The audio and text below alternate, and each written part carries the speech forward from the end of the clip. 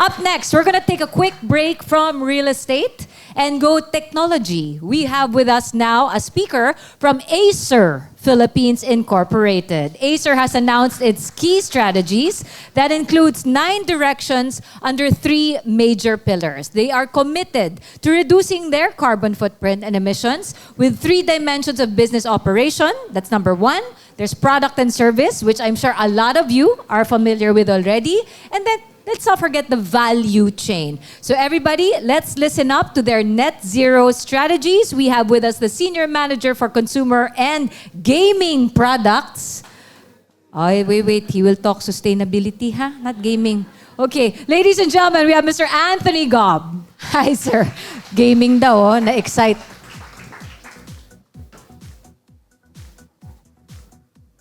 Mukhang maraming gamers dito, ah. But yeah, good morning everyone. So it's my pleasure and Acer Philippines to be part of this Manila Bulletin 2023 Sustainability Forum. So Acer is green, diba? So it's very synonymous to sustainability effort. But before I go on with my presentation, so next slide please. Okay, so there's a video, by the way. May audio ba? Just to amplify our efforts. Remains firm. The choice to see the better future. And Acer is committed to its mission for the world with the clarion call, Ace the Change. Like the seeds, even our smallest actions can grow into monumental shifts. We all hold the power to begin again, to choose the path of restoration, and to plant the seeds of change. When we plant a tree, we are not just anchoring roots into the earth. We are weaving a new chapter in the narrative of our planet, investing in the air we breathe, the land we cherish, and the communities we nurture. Beyond the roots and leaves, the bonds we form and the partnerships we forge define the legacy of our mission. United in purpose, our camaraderie is our strength, nourishing the seeds of wisdom and knowledge, igniting the flames for a sustainable tomorrow. To ace the change is to lead it. It's not just about responding, but about proactively shaping our future. It's about envisioning a greener, healthier, and more harmonious planet, and taking the reins to make it so. Every tree we plant is a commitment, a pact with the future. As we celebrate our 20th anniversary, we stand at the pinnacle and pledge to future generations that we have stood at the crossroads of time and chosen the path of stewardship. We are Acer, and this is our responsibility. This is our call to ace the change.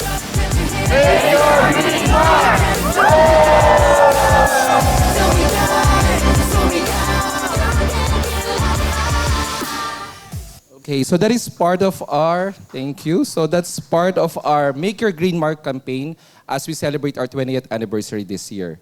So next slide. Okay, so where is Acer right now in terms of the global footprint? So Acer actually is a Taiwanese brand. Our headquarters is based in Taipei, Taiwan.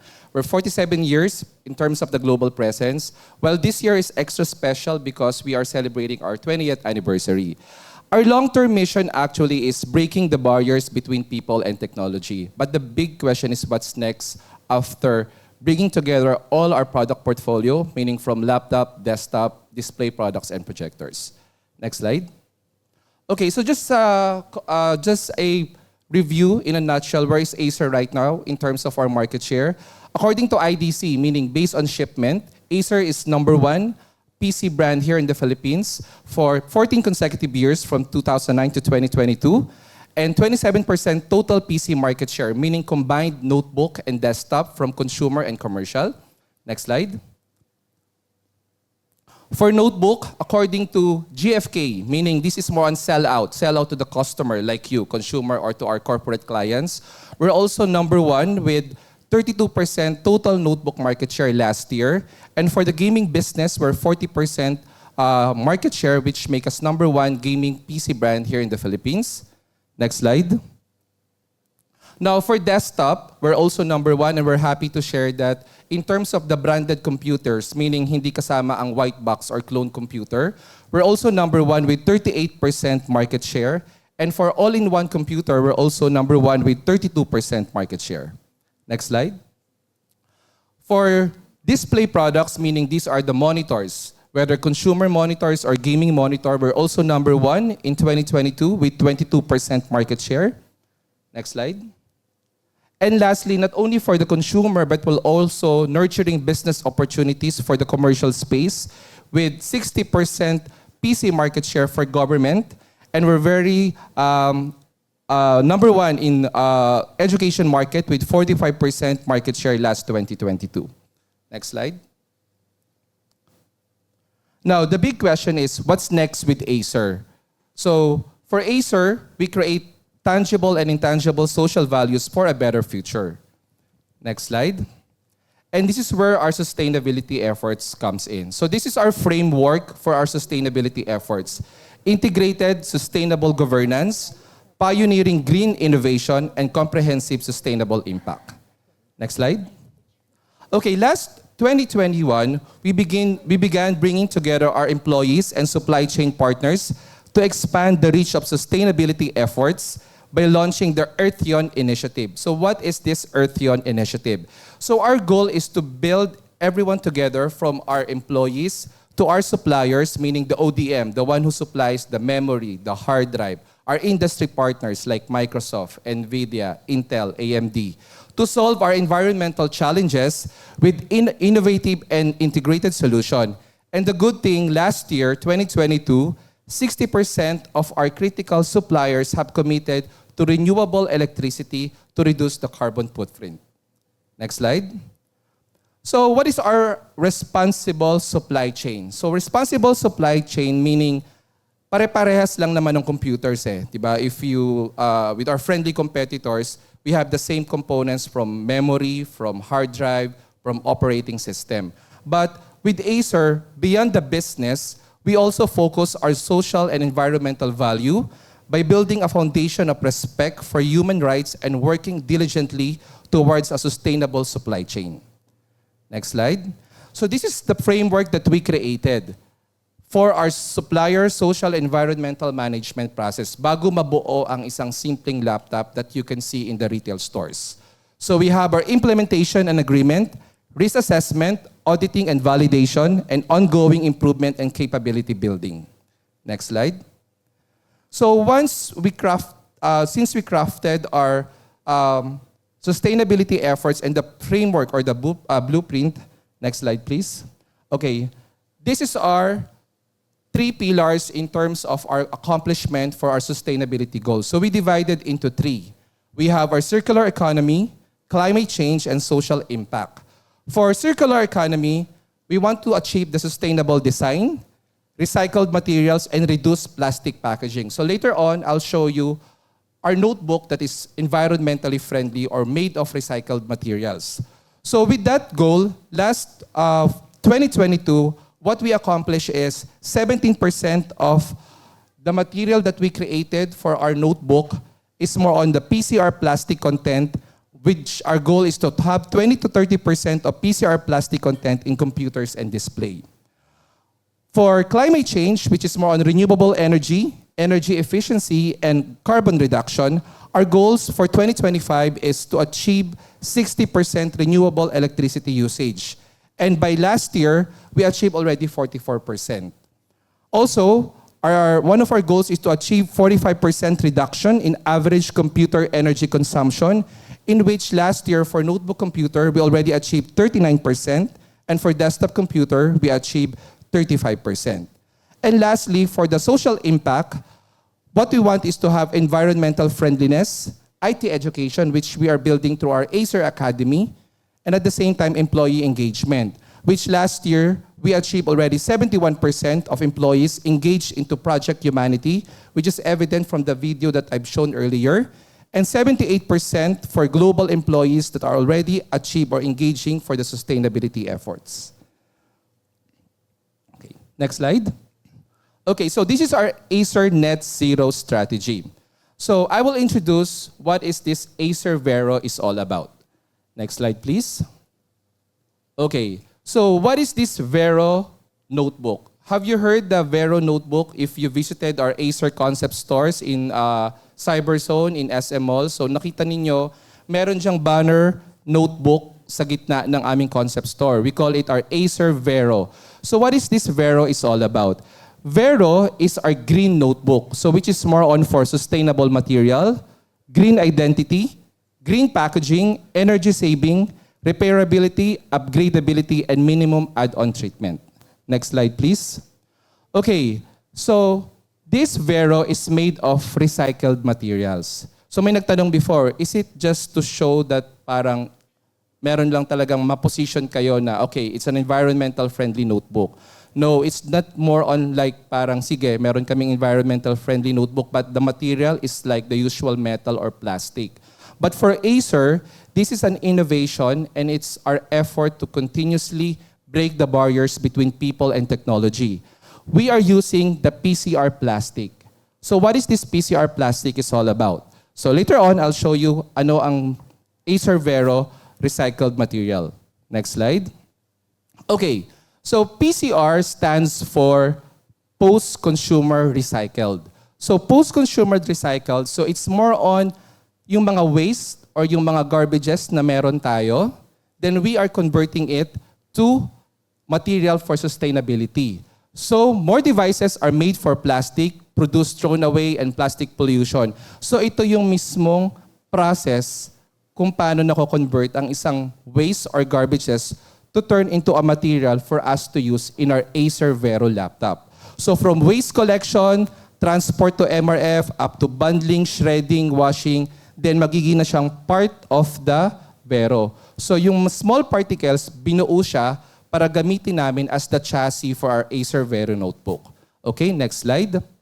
Okay, so for a notebook, for our Acer Vero, ibig sabihin, ang isang chassis or yung mismong body ng notebook is about 566 grams.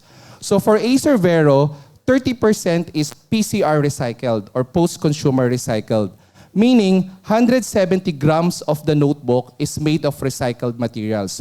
So to put it into perspective, this 170 grams is equivalent to 11 CD disc or yung ating mga disc before, or pwedeng 0.5 ng isang 5-liter water container na nilagay natin sa basurahan, or isa 1.1 ng 450 ml water bottle.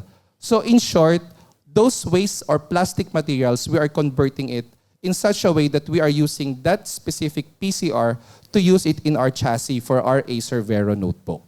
Okay? Next slide. Okay, not only that, for Acer, pare-parehas lang namang yung notebook. Even our friendly competitors can deliver the same technical specifications. Pare-parehas lang yan ng processor, Intel Core i5, i7, or AMD Ryzen 5, or even same memory or hard drive. But for Acer, we put value-added solution. So what is this value-added solution? So we integrate our VeroSense. VeroSense is a solution that or application that provides user with 4 performance mode, meaning you can put your laptop in different modes, more on for energy optimization, for the conservation of our environment. So we have our performance mode up to the Eco Plus mode, which is extreme battery saving with critical function disabled, but it's limiting the carbon footprint. That's why it's very sustainable notebook. Okay, next slide. Okay, not only that, in terms of the design perspective, which is PCR material, we are also using a recycled carbon paper for our packaging. So yung packaging namin, hindi mo lang siya basta pwedeng isang box na pwede mo nang itapon. You can also convert it into a laptop stand para you can use it in your table para no need for you to put it into waste. So at the same time, you have a laptop stand already. Okay? So next slide. Okay, so the exciting part for Vero, we will not only incorporate to our consumer notebook. Soon, we will also incorporate it to different Acer products like our desktop, our projectors, even our bags, even our monitors, and different information technology products. So it will be an exciting actually for Acer for the next 3 years because we will be facing more on Vero products in our product portfolio, whether for Acer or for gaming platforms. Okay, next slide. Okay, so this will be our roadmap. The Acer Earthion. So by 2035, it's more on renewable electricity and the net zero by 2050. Next slide, please. So I'll just skip this one. This is more on the other efforts of other Acer subsidiaries worldwide. So they're also doing their own sustainability efforts, different activities and different campaigns. Next slide, please. So in 2022, we're very happy that Acer scored in the top 100 percentile across 8 components. So mas mataas kami dun sa industry standard that we set based on the platform and the implementation that we created for our environmental policy. Next slide, please. So also for Acer, we maintained last 2022, we garnered the best rating or the AAA in category of technology, hardware, storage, and peripherals industry. It's more on the awards from different accolades based on the sustainability efforts that we are incorporating. Next slide. Also, we're listed among Forbes' World's Best Employers for the 3rd straight year. Next slide, please. And we also awarded by EcoVadis Platinum Medal. So this one, representing the top 1% of the rated companies for the 2nd year, screened among 200,000 companies from 200 sectors in 175 countries. So the rating is based on the score in 4 sustainability themes: environment, labor and human rights, ethics, and sustainable procurement. Next slide, please. Medyo hinahurry na ako. Okay, so for Acer, different subsidiaries from EMEA region, from Pan America and Pan Asia Pacific, they're doing also different sustainability efforts. Next slide. Okay, we're very happy to share for this year, Acer Philippines won the Red Dot or the prestigious Red Dot winner for our Acer Day concert last 2022. So I don't know kung merong nakapunta dun sa Acer concert or the Acer 2022 concert last year and this year. But later on, I'll show what this Red Dot or this Acer Day is all about. Next slide. Okay, so what is this Acer Day 2022? Make Your Green Mark campaign. This is to amplify our efforts for sustainability. So this concert is also bringing back our way of giving back to our customers for their continuous patronage for making us #1 PC vendor here in the Philippines. So these are the numbers. 40 plus Asia Pacific ambassadors, 5,401 trees committed, 15,000 concert attendees, 20 plus metric tons of plastic waste, and 714 million online reach. So to put it into perspective, next slide. Okay, so for Acer and Predator, Predator is our gaming brand. So yung mga gamers dyan. So Predator is our gaming notebook brand. So we incorporated our brand ambassadors to ignite our global sustainability drive with impactful manifesto videos. So we gathered our brand ambassadors, Sarah Geronimo, Catherine Bernardo, Daniel Padilla. So they create a call to action video about our sustainability efforts. And this is a passionate plea for the environmental sustainability, which urges Filipinos to make a positive impact to our planet. So part of the engagement activities to our Make Your Green Mark campaign is the amplification to our social media platforms. Next slide, please. Okay, so this is our Acer Day concert. So may naka-attend ba? May fan ba dito ng SB19? Sorry, hindi ako Gen Z. So actually, sobrang ano din ako eh. Parang sino si SB19? But when I saw them perform, they're really, really good P-pop band.